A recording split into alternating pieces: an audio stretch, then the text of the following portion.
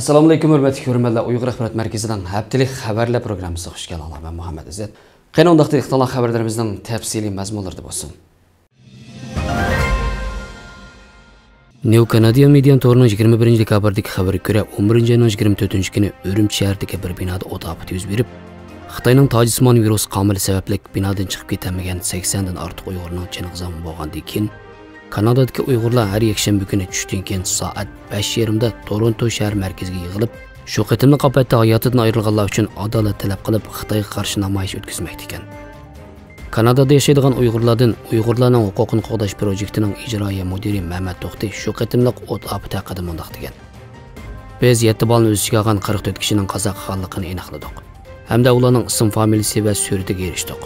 Biz shu qitimliq o't ofatida qazo qilganlarning sonining 80 dan oshadiganligiga ishonamiz.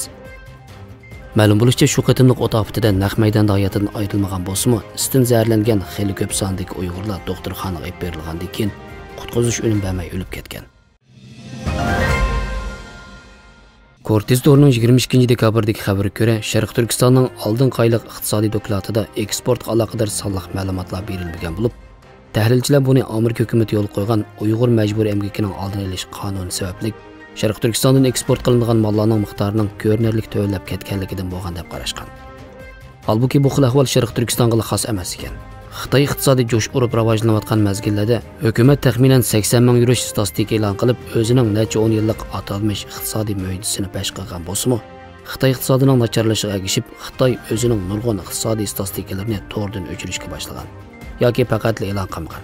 Ya'ni yaqinqi mezgillarda Xitoy nachar xabarlarni yepish uchun sonliq ma'lumotlarni yoshirish taktikasini qo'llanishga boshlagan. Walkochis gazetining xabariga ko'ra, bu yil 10-oyda Xitoy tamojnisi oylik savdo sonliq ma'lumotlarini e'lon qilmagan. Shuningdan bir necha kun keyin Xitoy fasillik GDP'ni e'lon qilishni amaldan qoldirgan. Ammo erishkil bo'lgan ko'rsatkichlar Xitoyning oldingi fasillik GDP'sining hukumat bekitgan nishonning aran yerimiga to'g'ri kelganligini ko'rsatmoqda ekan.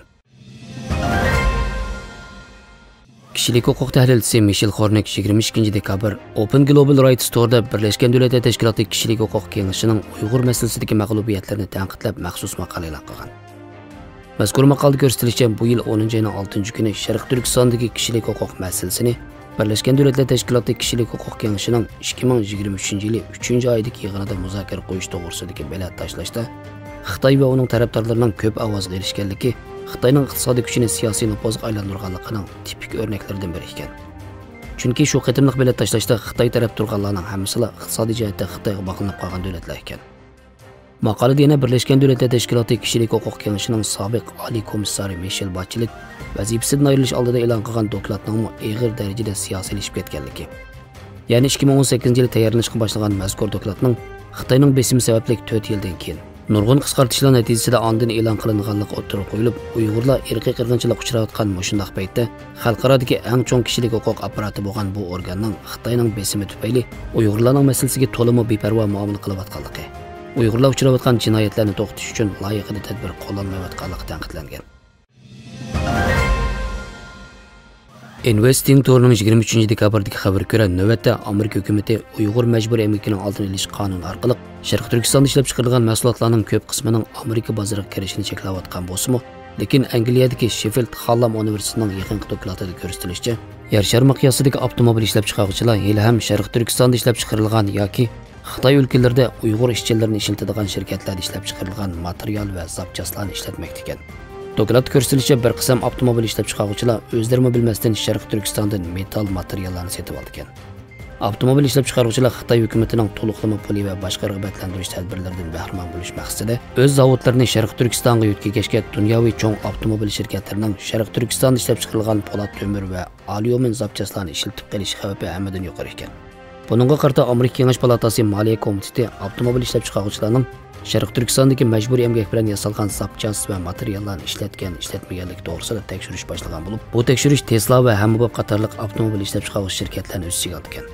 Mazkur komitetining raisi Ron Wyden 22 dekabr avtomobil ishlab chiqaruvchi 8 shirkatning bosh ijroiya amaldorlariga xat yozib, ulardan o'zlarining ta'minlash zanjiri haqida uchur berishni talab qilgan. Bu komitet mazkur uchurlar orqali bu shirkatlarning ta'minot zanjirining Sharq Turkiston bilan bog'lanishi va yo'qligi to'g'risida qaror chiqardi ekan. iThink Deftor'un 23 dekabrdagi xabarga ko'ra, Apple Censorship nomli kishilik huquq tashkiloti yaqinda Alma shirkatining Rossiya va Xitoydagi mustabid hokimiyatlar bilan savdo qilish badaliga millionlagan kishilarni aqalliy huquqlardan mahrum qilayotganligi to'g'risida ikki parcha dokladni e'lon qilgan. Mazkur dokladlarga ko'ra, bultur Alma va Google shirkati Rossiya hukumatining besimi tufayli o'qitichi nomzodlarni tashviqot fursati bilan ta'minlagan Smart Writing nomli appni o'zining app bozoridan o'chirib o'tgan. Shundaqla yaqinda Alma shirkati o'z mahsulotlaridagi har qanday odamga airdrop uchur yo'llash iqtidoriga 10 minutlik vaqt cheklamasi qo'ygan. Gerçi Alma shirkati bu qilmishning kishilarni qalaymaqan uchur parakandichiligidan saqlashni maqsad qilganligini bildirgan bo'lsa-mu, lekin tahlilchilar buni Hong Konglik namoyishchilarning mushu iqtidor orqali o'z sadosini dunyoga anglatishining oldini olishni maqsad qilgan deb qarashmoqda. Alma shirkati ilgirma Xitoy hukumatining talabiga binoan Qur'onul Majid ismli Qur'oni Karim detalini Xitoydagi app bozoridan o'chirib o'tgan edi. Hurmatli ko'ruvchilar, Abdul xabarlar programmamiz mushada oxirlashdi. Keyingi sonda ko'rishguncha omon bo'linglar, xayr xo'sh, Allohga omonat.